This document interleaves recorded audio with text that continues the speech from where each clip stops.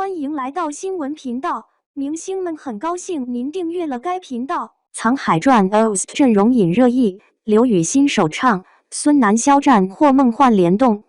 在国产古装剧扎堆的当下，要在众多作品中脱颖而出，除了强演员阵容与扎实剧情构建，音乐所扮演的角色越来越不可或缺。作为2025年最受瞩目的权谋大剧之一，《藏海传》尚未开播，关于其原声带 OST 的讨论却已率先占领了社交平台的热搜榜单。孙楠国家队 OST 刘雨昕影视剧首唱轮番登榜，让原本属于播后环节的影视音乐成为这部剧的前期主角。如此现象级的音乐热议，既体现了剧集制作方的前瞻性战略，也映照出当下观众对影视作品视听体验的高度期待。《藏海传》用一份尚未官宣全貌的 OST 名单，便激发了从歌迷到剧迷，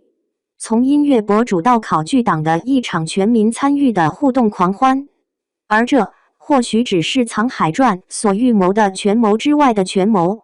跨时代的声音碰撞，孙楠与肖战的可能联动。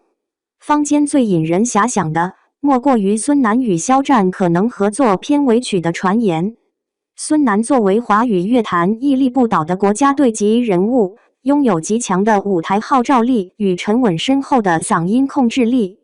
他的歌声常常自带磅礴之势，极具史诗感，而肖战则是当下流量与实力兼备的代表。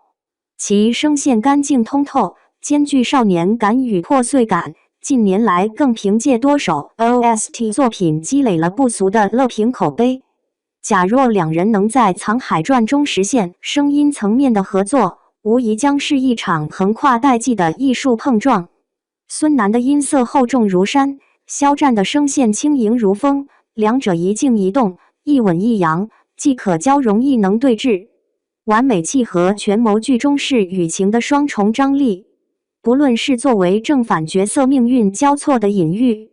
还是作为两代人对信仰、忠诚、牺牲理解的声音表达，都能赋予该片尾曲极强的精神性与延展性。网友调侃道：“这哪里是 OST， 这是宫墙之内的君臣对弈。”这样一场声音的梦幻联动，哪怕尚未成真，已在想象中掀起层层涟漪。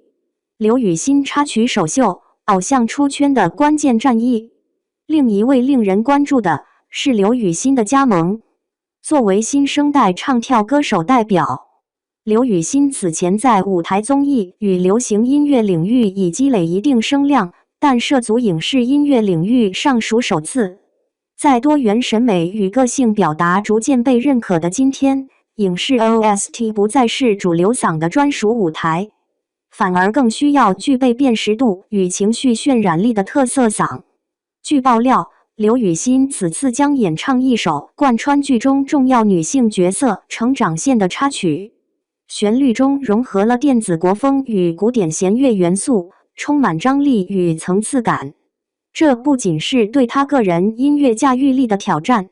也可能成为他正式打破流量标签，向多元音乐人转型的重要转折点。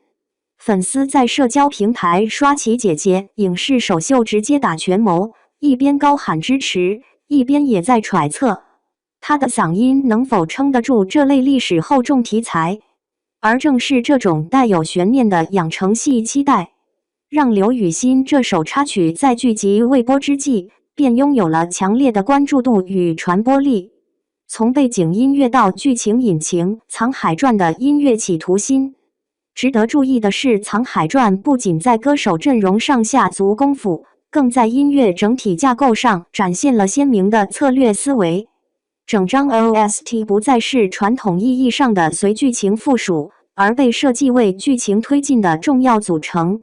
片头曲为纯器乐编制，营造宫廷肃杀之感，以低沉古典和沉稳弦乐奠定权谋世界的主基调。插曲则交由不同风格的歌手分段演绎，构建出江湖侠义、宫廷密谋、兄弟反目、儿女情长等多个情绪维度。制作团队巧妙运用反差感制造惊喜，一边是配合朝堂政治的冷峻旋律，一边是由单依纯、袁娅维等女生演唱的轻柔 R&B 曲风，犹如在冰冷盔甲之下窥见人物内心的柔软。正所谓于方正之中藏风骨，于细腻之中见锋芒。这种音乐上的多元融合，不仅增强了剧集的情感层次，也打破了观众对古装剧音乐必须大气磅礴的固有印象。全民考古式互动，当 OST 变成推理剧，《藏海传》OST 的爆红，还得益于社交媒体时代观众参与模式的变化。当官方还在犹抱琵琶半遮面时，网友已化身音乐侦探，从以往的综艺画面、录音棚路透、音色片段中抽丝剥茧，开启列文虎克式的高倍放大分析。有博主将肖战此前所有 OST 作品剪辑成一段声纹合集，从共鸣频率分析其与剧中主角性格的贴合度，也有人翻出孙楠与肖战曾同台《我们的歌》的片段，研究他们的眼神交流、默契程度，试图佐证这场合作的宿命感。这些破案式互动不仅加深了观众与作品之间的情感连接，也使得《藏海传》的 OST 传播具有更强的参与性与二次创作空间。在短视频平台上，已有无数剪辑混剪片段结合疑似 OST 的 BGM 提前脑补剧情，观众未看剧先入戏。这种由音乐触发的情绪带入，堪称影视传播中的前置感官嵌入。分阶段释出 OST， 复古中的深谋远虑。在流媒体盛行、一次性释出全集成为主流的今天，《藏海传》却选择了较为克制的 OST 发行策略，将所有音源按剧情发展节奏分批上线。这种做法表面看似复古，实则暗藏深意。